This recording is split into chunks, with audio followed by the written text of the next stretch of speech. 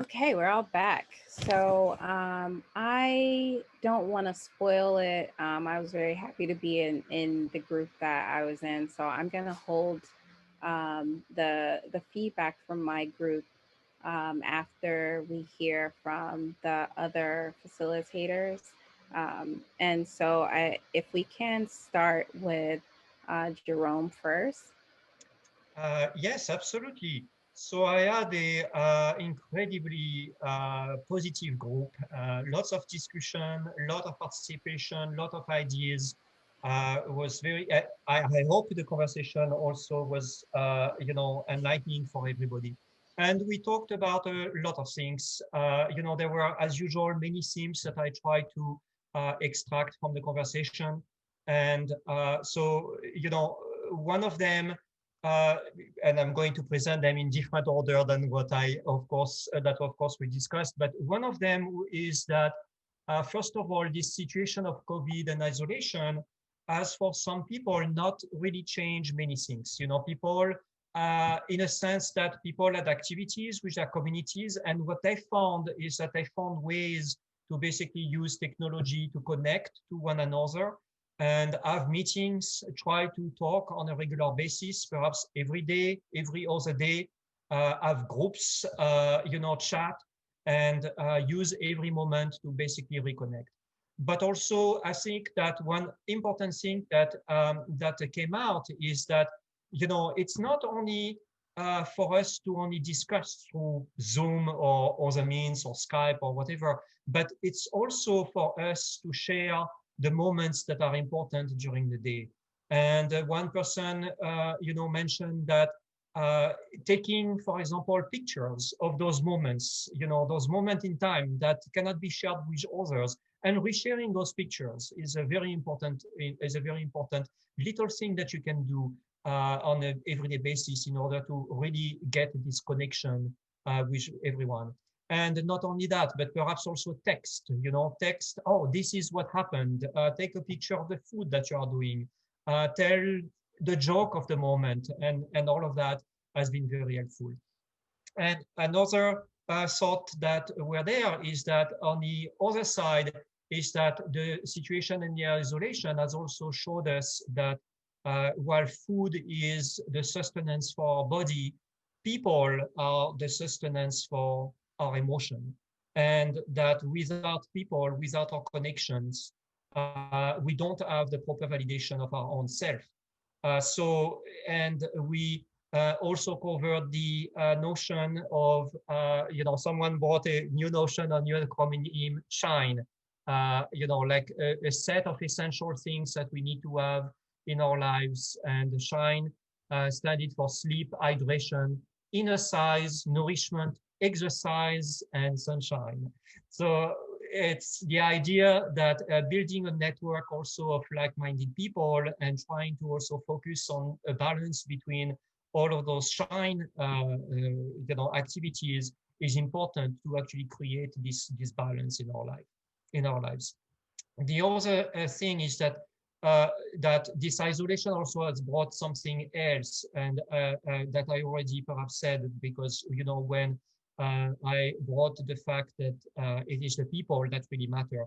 The other part is that before COVID, we had a lot of activities and a lot of things, lots of consumption of good or buying things and things like that, and a lot of those things now appear superfluous. There are things that we don't necessarily do anymore.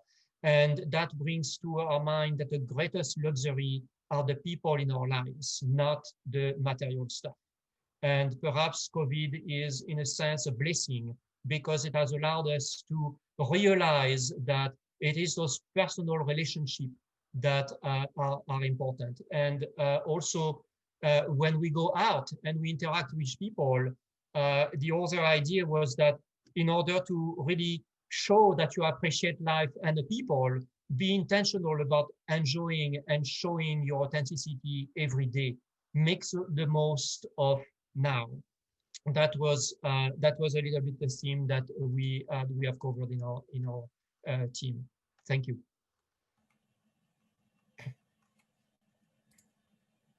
Thank you, Jerome. Malia, would you like to share now? Yes. So thank you also to my group. I think we had a wonderful conversation. It was actually really like just so calm and so natural, and I really appreciated that. So we had a few themes.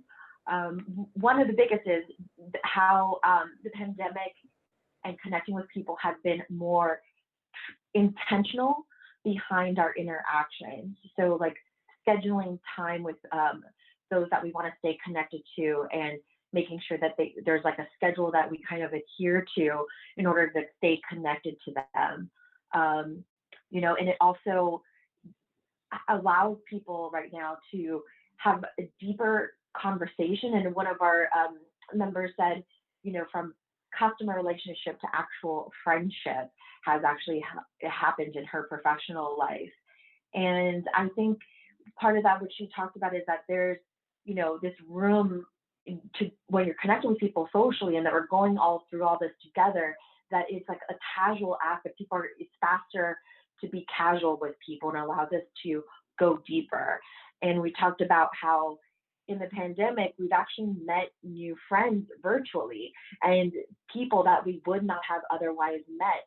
And even here, like this platform, because either, you know, we wouldn't have the time, we'd be busy running around, that maybe we wouldn't have a schedule or been participating. But because we are in these situations, we've met people who, again, have built friendships, and because of the situation, been able to go deeper into those friendships actually faster. And a suggestion about, instead of Zoom, sometimes phone calls, because old school phone calls actually allow you to connect and be vulnerable, but allow people for privacy if they don't want to be seen as well, if they need to cry. People are talking about connecting with family and appreciating like the aspect of time, that not only do we have a lot of time, but we also understand that we are on unlimited time. And while difficult conversations, you know, are difficult through the phone, and we have to adjust the way we maybe would present information before, when we were there to be in their space or share that space with them as a form of comfort, that has been removed, and which led us to really all kind of agree that we really miss touching. We miss the touch of others, and that's something that, you know, as we're connected, we have to find ways to build that relationship with the absence of touch.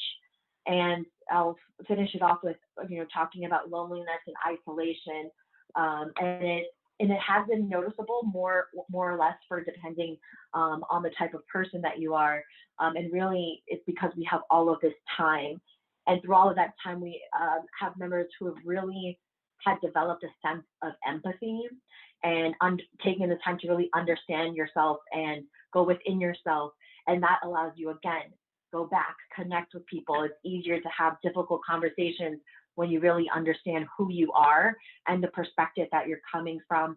And one of our members actually, you know, started to reach out and have these events socially to connect with her friend group to help with loneliness, or that people are lonely, and really take an active step forward. And another team member said, you know what, I'm gonna also reach out to my network unsolicited, just check in with people and see who also needs to be connected, because, you know, when you're lonely, you're so out of it that you're not going to be the one who puts that foot forward, and sometimes you need someone to put that foot forward for you. So that was a really encouraging thing and a friendly reminder for us. So Malia, I think we are in identical groups, because all of those highlights are definitely what was experienced in my group. One of the first things that stood out for my group is the theme of intentionality. It seems that, you know, despite like not being in physical spaces together, and even some loss, people have definitely amplified their own intentionality to come into shared spaces virtually, and you know, be with loved ones, and also connect, like you were mentioning, Malia, with people that you traditionally would not have been able to connect with. And it was really big around just not taking the relationships for granted. We had someone in the group who spoke about the power of this pandemic bringing them closer to their family member, and like making them closer than they probably would have organically grew to know and understand one another. And so and that theme was also communicated throughout many examples of us reaching out to people that we didn't normally connect with through social media, whether it was Facebook or Zoom or WhatsApp or all of these different platforms. And another theme that came up for our group is creativity and finding ways to make those spaces special and unique, and connected to intentionality, whether that was having meetings that were themed, and having specific conversations that you would talk about. And we also one person really brought up a really great idea, and it was with a person that they probably would have not naturally connected with outside of the pandemic, but having accountability checks and wellness check-ins with people who may be experiencing loneliness. And that is something that I definitely experienced in my practice as a therapist, just people wanting to be able to connect and trying to find new spaces for that absence of intimacy or that absence of affection, like during this pandemic. So I think that like that was really important. And just to wrap it back around to our presenter and our opener in the beginning, mentioning the importance of intentionality and mindfulness, and making sure that when we show up in the spaces, that we're being intentional about what we're bringing, and what impact we're making, and making sure that our intent and our impact is aligned. And I think that the conversation around food is so powerful, because food can be healing.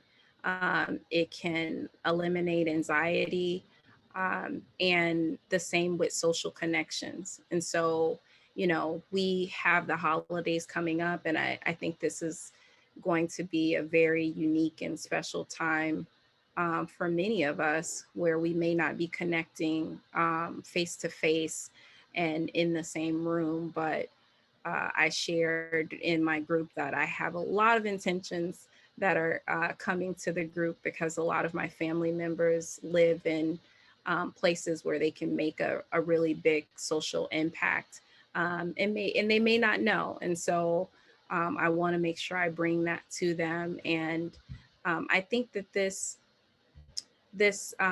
pandemic, even though it has caused a lot of strife for many, it's opened up a lot of gateways into spaces where we are able to connect with people that we just naturally wouldn't connect with. And especially for example, this space, I'm really grateful for this space, and the ability to connect with people here. And the connection and socialization is something that is essential to our well-being. And I think it's forced us to slow down, but if we continue to reflect on the pace, I think it just creates an opportunity for us to really explore and expand our own creativeness around being connected to one another, and even being connected to self, and digging deeper with self. because in the hustle and bustle, when things are going fast paced, sometimes we don't have that opportunity to just slow down and reflect. And I think that this pandemic has definitely done that for us, making many people have to slow down and reflect on what is happening in their lives. And yeah, I am happy around just the opportunity to connect with you all and continue to connect with you all, and connect with people that I just never would have had access to realistically. So I want us to actually take a moment to ground ourselves and center ourselves in intentionality, and take that intentionality as we enter into this space, through the weekend, through the rest of the year, through a new decade, and just reflect. And while we're grounding ourselves, I would like us to just take a moment of mindfulness. Um, and if you can, make sure that you're planted, your feet are grounded, and your posture, you're in a good position. And I want us to just take a few seconds to take a few deep breaths, and we can breathe in that intention and release anything that is not productive. So I'm going to actually count us off. So breathing in those positive intentions and breathing out things that have not served you. Continue to slowly breathe in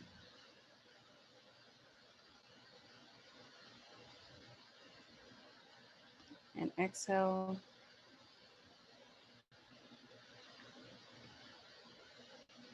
Slowly taking another breath in with your positive intentions and breathing out.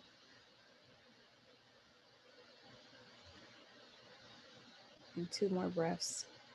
One in and one out. And with this last breath, inhaling and committing to this practice daily of being intentional and releasing.